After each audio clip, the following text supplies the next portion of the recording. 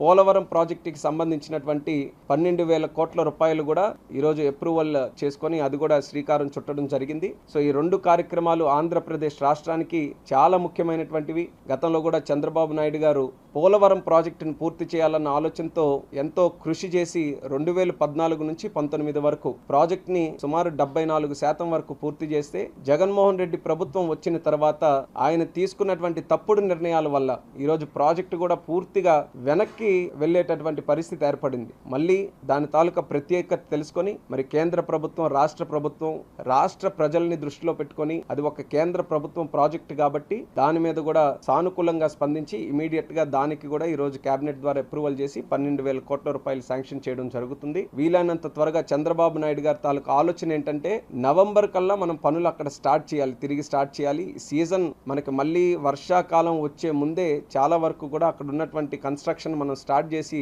Progress ని మనం ముందుకు నడిపించాలనే ఆలోచనతో చంద్రబాబు నాయుడు గారు కూడా పెద్ద ఎత్తున ఆ యొక్క ప్రాజెక్టు మీద కూడా మళ్ళీ తిరిగి దృష్టి పెట్టడం వల్లే ఇవన్నీ కూడా సాధ్యమయ్యాయని కూడా ఈ రోజు గర్వంగా ఈ సందర్భంగా తెలియజేసుకుంటున్నాను.